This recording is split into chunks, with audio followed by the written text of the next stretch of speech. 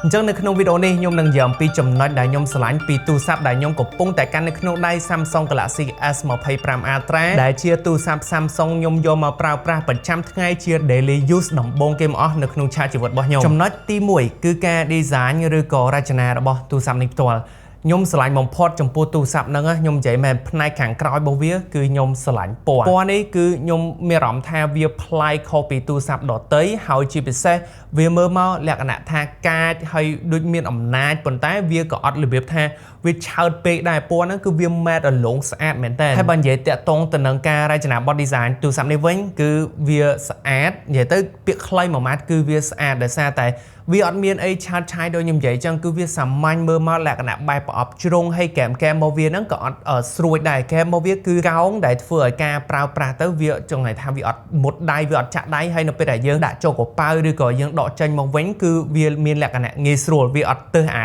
កែងទូរស័ព្ទហ្នឹងណាទម្ងន់របស់វាក៏ស្រាលដែរដែលធ្វើឲ្យការប្រើប្រាស់របស់ខ្ញុំប្រចាំថ្ងៃក៏វាអត់មានជាការទើសទាល់កាន់យូរចុកដៃលេងហ្គេមយូរចុកដៃឬក៏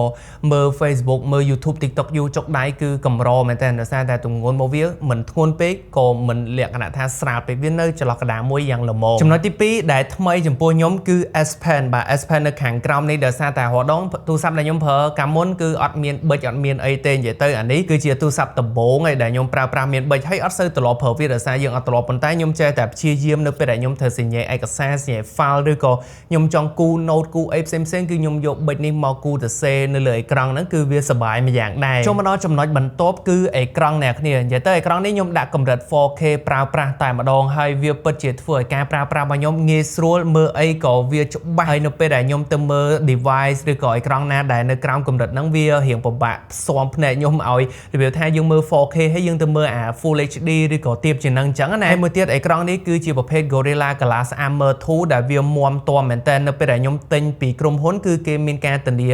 មួយឆ្នាំដូរអេក្រង់បានម្ដងដោយ free ហើយខ្ញុំក៏ចង់សាកdrop test ទម្លាក់ដែរប៉ុន្តែខ្ជិលយកទៅឲ្យគេទោះបីជាគេដូរ free មែនប៉ុន្តែយើងប្រើថែយើងឆ្លាញ់ដែរអញ្ចឹងមួយទៀតអេក្រង់នេះក៏វាបំពាក់អា coding មួយដែលគេហៅថា anti reflection គឺនៅពេលដែលយើងប្រើក្រោមពន្លឺថ្ងៃកម្ដៅថ្ងៃឬក៏ភ្លើងអីអញ្ចឹងវាកាត់បន្ថយអាការចាំងរបស់វាបានច្រើនចាំងមកលើអេក្រង់ទោះបីជាវាមិនកាត់បន្ថយ 100% ប៉ុន្តែនៅពេលដែលយើងប្រៀបជាមួយនឹងទូរស័ព្ទដទៃគឺវារៀងគ្រាន់បើជាងទូរស័ព្ទដទៃច្រើននៅពេលដែលយើងប្រើក្រោមពន្លឺថ្ងៃវាអត់សូវចាំងខ្លាតចូលមកដល់ចំណុចបន្ទាប់គឺគ្រឿងក្នុងឬក៏យើងនិយាយចំចំណុចដែលខ្ញុំស្រឡាញ់គឺបន្ទះ chip processor Snapdragon 8 Elite for Galaxy របស់វានឹងតែម្ដងតែខ្ញុំគិតថាបន្ទះ chip នេះគឺជាចំណុចដែលធ្វើឲ្យទូរស័ព្ទ Samsung Galaxy S25 Ultra នេះមានកម្លាំងថាមពលខ្លាំងបើតាមបទពិសោធន៍នៃការប្រើប្រាស់របស់ខ្ញុំផ្ទាល់គឺខ្ញុំពិតជាពេញចិត្តហើយវាអត់ធ្វើឲ្យខ្ញុំខកចិត្តទេទោះបីជាខ្ញុំប្រើប្រាស់លើកដំបូងខ្ញុំត្រូវ get used to អា system របស់វាប្រព័ន្ធរបស់វានឹងមែនប៉ុន្តែនៅពេលដែលខ្ញុំប្រើគឺវាចង់ថាវាស្ដាប់បញ្ជាយើងបានល្អយើងអស់ឆ្វេងស្ដាំចូលកម្មវិធីចូល app ចេញចូល download នេះឬក៏លុបនេះលុបនោះឬក៏យើងលុបអា multitask អី app ដែលយើងបើកច្រើនហ្នឹងគឺវាធ្វើបានឡើងល្អអត់ខ្ចោះសំបីតែនៅពេលដែលខ្ញុំលេង game គឺវាអត់មានផ្ដល់នៅរបៀបថា lag ឬក៏តាក់ឬក៏អីគឺអត់ទេនិយាយទៅទូរស័ព្ទនេះបន្ទះ chip Snapdragon 8 Elite ហ្នឹងគឺវា perform បានល្អមែនតើតាក់ទងទៅនឹងបន្ទះ chip ថ្មី Snapdragon 8 Elite ហ្នឹងគឺវាអាចឡើងកម្ដៅប៉ុន្តែបទពិសោធន៍នៃការប្រើប្រាស់របស់ខ្ញុំវាអត់ងាយឡើងកម្ដៅទេទោះបីជាវាឡើងក៏វាឆាប់តែជាក់វិញដែរដោយសារតែទូរស័ព្ទ S25 Ultra នេះវាមាន vapor chamber របស់វាដង្ហាលនៅក្នុងទូរស័ព្ទដែលធ្វើឲ្យទូរស័ព្ទរបស់យើងត្រជាក់វារក្សាកម្ដៅបានល្អហ្នឹងគឺវាធំឬក៏វាខ្លាំងជាងមុនរហូតដល់ 40% បើយើងប្រៀបធៀបជាមួយនឹងជំនាន់មុនអញ្ចឹងទៅយើងអាចប្រើប្រាស់បានច្រើនម៉ោងហើយជាពិសេសយើងអាចលេង game បានច្រើនម៉ោងជាមួយនឹង setting graphic កប់ក៏ទូរស័ព្ទនេះវាអាចនៅរក្សាកម្ដៅបានល្អផងដែរឆ្លៀននិយាយបទពិសោធន៍ប្រើប្រាស់ឲ្យខ្ញុំក៏ឈៀងចូលជាមួយនឹង system របស់វាតែម្ដងវាប្រើជាមួយនឹង system One UI 7ដែលសម្រាប់ខ្ញុំនៅពេលដែលខ្ញុំផ្លាស់ប្ដូរពី iPhone មកប្រើអានេះគឺវាអាចមានចំណុចស្តៀងគ្នាច្រើនដូចជាទី1 notification ដែលយើងអស់ពីខាងឆ្វេងហើយអា control center យើងអស់ពីខាងស្ដាំហើយបើយើងចង់ផ្លាស់ប្ដូរពី notification មក control center យើងអាច swipe នៅខាងក្រោមនេះបានយ៉ាងងាយស្រួលហើយខ្ញុំស្រឡាញ់ Android ជាពិសេស Samsung ត្រង់ថាយើងអាច customize យើងអាចស្រេស្រង់ចំណុចដែលយើងចង់ធ្វើវានិយាយទៅយើងចង់ ង់បានបែបរបស់យើងគឺយើងអាចធ្វើបានលើទូរស័ព្ទមួយនេះអញ្ចឹងយើងអាចផ្លាស់ប្ដូរ wallpaper យើងអាចកែ icon មួយយើងអាចដូរ text ដូរអក្សរនិយាយទៅវាមានជំរើសជាច្រើនហើយដូរ theme ដូរអីយើងអាចធ្វើតាមចិត្តចំណុចមួយទៀតគឺនៅ home screen ខាងមុខខាងក្រោមនេះគឺវាមានជាមួយនឹងកន្លែងបារថ្មីមួយដែលឧទាហរណ៍ថាយើងស្ដាប់ចម្រៀងហើយយើងឲ្យវា play នៅ background ហើយយើងបើកកម្មវិធី club ដែលយើងដាក់កំណត់ timer មើលម៉ោងអីផ្សេងនៅពេលដែលយើង lock screen គឺវាចេញនៅកន្លែងនៅខាងក្រោមនេះអញ្ចឹងគឺយើងអាចអស់វាមើលថាយើងកំពុងតែដំណើរការកម្មវិធីគេហើយបើអ្នកគ្នាចង់បានព័ត៌មាន detail បន្ថែមគឺយើងចុចលើវាមួយទៅវាពង្រីកapp ឬក៏កម្មវិធីហ្នឹងឲ្យធំឲ្យយើងស្រួលមើលចំណុចបន្ទាប់មួយទៀតដែរគឺកាមេរ៉ាទូរស័ព្ទនេះគឺវាមានកាមេរ៉ា3គ្រាប់ដែល2គ្រាប់គឺដូចទៅនឹង S24 Ultra ដែលមាន200 megapixel ហើយ telephoto 50 megapixel ប៉ុន្តែអ្វីដែលជាការ upgrade មួយយ៉ាងធំគឺwide angle lens របស់វាហ្នឹងគឺ upgrade តាំងពី12 megapixel ឡើងរហូតដល់50 megapixel ចំពោះរូបភាពនៅពេលដែលយើងប្រើប្រាស់ lens 50 megapixel ថត ultra wide ឬក៏ទំហំប្លង់ទលាយហ្នឹងគឺវាបានច្បាស់វាបានស្អាតវាអត់សូវមាន noise ច្រើននិយាយទៅវា capture មករូបភាពគឺយើងអាចទទួលយកមិនត្រឹមអាចទទួលយកបានទេគឺវានិយាយពាក្យសាមញ្ញដែលស្រួលយល់តែម្ដងគឺវាស្អាតវាអត់មានបែកពណ៌បែក color noise ច្រើនទេដោយសារតែទំហំ megapixel កាមេរ៉ារបស់វាហ្នឹងគឺឡើងពី12រហូតដល់50 megapixel ឯណោះហើយបានយ៉ាងពីរូបភាពទូទៅវិញវាថតរូបបានស្អាតនៅពេលដែលយើងថតវាប្រើប្រាស់ជាមួយនឹង AI ជួយបន្ថែមវាជួយថែមពណ៌ថែម color ថែមមុខរបស់យើងឲ្យសាច់ម៉ត់សាច់អីប៉ុន្តែនេះគឺជាចំណុចសំខាន់វាអត់ធ្វើឲ្យលក្ខណៈមើលមកដូចយើងដាក់ filter ពីលើទេចង់ឲ្យថាវាសិក្សាពីរូបភាពរបស់យើងគួរថែមពណ៌ថែម color កន្លែងណាដែលមិនគួរដែលធ្វើឲ្យរូបភាពរបស់យើងចេញមកគឺវាលក្ខណៈបែប natural ធម្មជាតិណាហើយចំណែកឯការថតវីដេអូវិញគឺលើកនេះស្រឡាញ់ថងថាអាចដាក់ lock វីដេអូបានយើងអាចថតជា lock មានន័យថាវីដេអូរបស់យើងរៀង sleek រៀង flat ប៉ុន្តែចំណុចដែលសំខាន់គឺវាអាចរក្សានៅពណ៌ color បានច្រើនដែលសម្រាប់អ្នកដែលគាត់ចូលចិត្តកែ color ចេះ color grading អីគាត់អាចយក footage ទៅកែបានប៉ុន្តែបើអ្នកអត់ចេះក៏កុំភ័យនៅកន្លែងនេះនៅពេលដែលវីដេអូ lock របស់យើងថតហ្នឹងយើងអាចអស់ឡើងលើទៅហើយមាន option color correct អញ្ចឹងយើងគ្រាន់តែចុច color correct ហ្នឹងទៅទូរស័ព្ទរបស់យើងវានឹងបញ្ចូលចាក់ពណ៌ color វីដេអូ footage របស់យើងយើងថត lock ហ្នឹងតែម្ដងចំណុចដែលខ្ញុំចង់និយាយតាក់ទងទៅនឹងវីដេអូមួយទៀតនោះគឺការ zoom អញ្ចឹងនេះ Samsung គាត់បាន improve គាត់បានធ្វើឲ្យល្អជាងមុនច្រើននៅពេលដែលយើង zoom ឧទាហរណ៍ 1x 2x 3x អញ្ចឹងទៅវាអត់ load នៅពេលដែលវា 1x 2x វា switch lens តែវាអត់សូវ load ខ្លាំងដែលធ្វើឲ្យយើងចាប់អារម្មណ៍ទេប៉ុន្តែអ្វីដែលគ្រប់គ្នានិយាយច្រើនក៏ដូចជាតាក់ទាញចំណាប់អារម្មណ៍ខ្ញុំចំពោះទូរស័ព្ទ Samsung តាំងពី S24 Ultra មកម្លេះគឺប្រព័ន្ធមុខងារ AI នៅក្នុងទូរស័ព្ទមួយគ្រឿងនេះអញ្ចឹងបើយើងនិយាយអំពី AI អ្នកគ្នា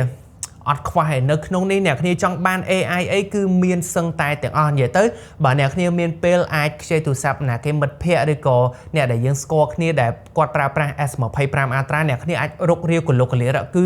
មានមុខងារច្រើនមែនតើដែលយើងអាចបើកយើងអាចលេងជាមួយយើងអាចទទួលបានបទពិសោធន៍ថ្មីជាមួយនឹង Galaxy AI នៅក្នុងទូរស័ព្ទ Samsung មួយនេះណាប៉ុន្តែបើយើងនិយាយអំពី AI ដែលគេចាប់អារម្មណ៍ច្រើនដែលមានដូចជាទី1 Generative AI ដែលវាអាចមានសមត្ថភាពក្នុងការលុបវត្ថុឬក៏មនុស្សចេញពី background ចេញពីផ្ទៃ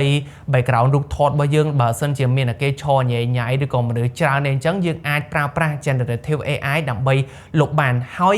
វាគឺជា Generative AI លុបនៅលើទូរស័ព្ទដៃដែលខ្ញុំប្រើប្រាស់ហើយគឺពិតជាពេញចិត្តខ្លាំងមែនតើនិយាយទៅវាលុបហើយវាបំពេញចន្លោះដែលវាបានលុបនឹងគឺបានល្អវាស្គាល់ថាកន្លែងណាមានកន្លែងណាពណ៌ខ្មៅកន្លែងណាពណ៌សកន្លែងណាមានរូបអីគឺវាបំពេញប្រើប្រាស់ AI ហ្នឹងគឺវាសិក្សារូបភាពហ្នឹងហើយវាលុបចោលវាបំពេញចូលឲ្យត្រឹមត្រូវដូចរូបថតយើងថតហ្នឹងអត់មានមនុស្សឬក៏អត់មានគេនៅ background អញ្ចឹងចំពោះ AI មួយទៀតគឺ best face មុខនេះអ្នកគ្នាប្រយ័ត្នប្រើប្រាស់បន្តិចដោយសារតែបើសិនជាយើងអត់បើកមុខងារ motion ហ្នឹងទេនៅកន្លែង camera setting របស់យើងហ្នឹងយើងអត់អាចប្រើ AI best face ហ្នឹងទេអញ្ចឹងបើអ្នកគ្នាចង់ប្រើគឺបើកកណ្ដឹងទៅហើយនៅពេលដែលយើងប្រើប្រាស់មុខងារហ្នឹងណានៅពេលដែលយើងថតរូបឧទាហរណ៍ថាយើងថតឲ្យច្រឡំបិទភ្នែកប៉ុន្តែរូបហ្នឹងគឺស្អាតពណ៌ត្រូវពលឺត្រូវអញ្ចឹងយើងអាចប្រើប្រាស់មុខងារ best face ហ្នឹងដើម្បីឲ្យ AI ជួយរើសមុខដោយសារតែពេលដែលថតរូបមួយស្លឹកហ្នឹងគឺយើងវា capture motion ច្រើនអញ្ចឹងវាអាចរើសកន្លែងមុខណាដែលស្អាតដែលយើងពេញចិត្តមានរូបបើកភ្នែកមានអីទោះបីជាយើងថតបិទភ្នែកក៏យើងអាចដាក់រូបបើកភ្នែកវិញក៏បានដែរហើយក៏ ក៏មាន AI ដូចជា Gemini គឺជា voice assistant AI មួយដែលវាល្អប្រើមែនតើហើយវា respond បានលឿនហើយសម្រាប់ខ្ញុំគឺខ្ញុំប្រើប្រាស់បានគ្រាន់បើ Gemini ប៉ុន្តែអ្វីដែលខ្ញុំអាចទាញប្រយោជន៍ពី Gemini នៅក្នុង S25 Ultra នេះបានគឺយើងអាចនិយាយឆ្លើយឆ្លងជាមួយនឹង AI តែម្ដងដែលការនិយាយឆ្លើយឆ្លងហ្នឹងគឺដូចយើងនិយាយមនុស្សជាមួយនឹងមនុស្សតែម្ដងហើយខ្ញុំនិយាយជាភាសាអង់គ្លេសចឹងទៅវាអាចជួយ improve ជួយបង្កើនសមត្ថភាពក្នុងការនិយាយភាសាអង់គ្លេសរបស់ខ្ញុំហ្នឹងឲ្យវាកាន់តែល្អក៏ឆ្លាតវៃមួយទៀតត្រង់ថាយើងអាចឧទាហរណ៍ថាយើងកំពុងតែ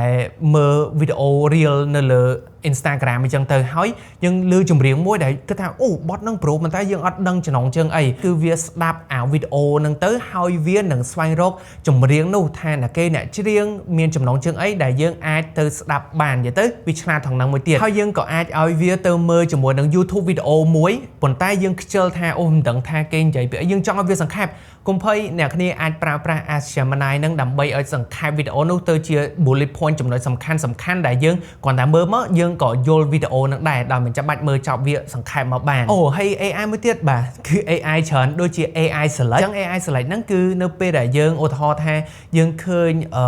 អត្ថបទមួយនៅតាមបណ្ដាញសង្គមឬក៏យើងឃើញអត្ថបទនៅតាម website យើងអាច select អត្ថបទហ្នឹងទៅហើយយើងអាចឲ្យវា summarize ឬក៏សង្ខេបអត្ថបទហ្នឹងឬក៏យើងអាចឲ្យវាបកប្រែនិយាយទៅយើង select អីមួយវាមាន option ផ្សេងៗគ្នាទៅតាមអារបស់ដែលយើង select ហ្នឹងឧទាហរណ៍យើង select ផ្នែកមួយនៃ wallpaper របស់យើងដែលជាប់ icon ជាប់អីចឹងទៅ option របស់វាមាន generative AI មានអីផ្សេងៗចឹងទៅហើយនៅពេលដែលយើង AI select វីដេអូនៅលើ YouTube យើងអាច record អា section នោះប្រហែលជា5-10នាទីធ្វើជា GIF ក៏បានដែរហើយមួយទៀតបើអ្នកគ្នាប្រើ app browser របស់ Samsung ផ្ទាល់ឈ្មោះ internet ហ្នឹងហើយឧទាហរណ៍យើងចូលទៅកាន់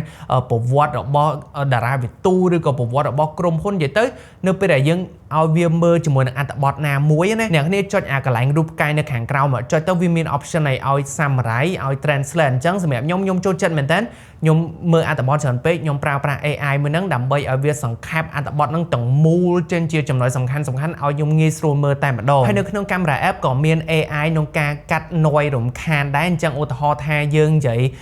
នៅក្នុងបរិវេណមួយដែលមានសំឡេងរំខានច្រើនវាអាចកាត់អាសំឡេងរំខាននោះហើយវា boost ឬក៏វាបង្កើនអាសំឡេងយើងនិយាយឲ្យទោះបីជា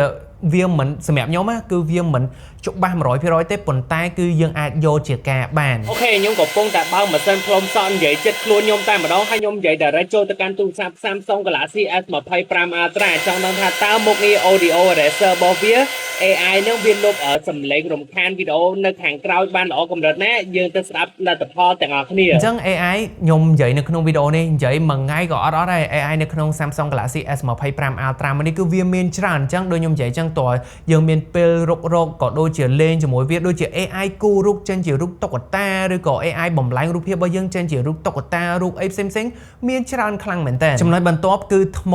ចំណុចនេះខ្ញុំនិយាយបន្តិចទេដោយសារតែថ្មរបស់វាគឺកាន់បានល្អអ្នកគ្នាហើយជាពិសេសមក standby mode របស់វាវិញពេលនោះខ្ញុំរយៈពេល2ថ្ងៃដែលខ្ញុំអត់បានប្រើប្រាស់វារបៀបថាខ្ញុំ set up ទុកហើយខ្ញុំភ្លេចប្រើអញ្ចឹងទៅ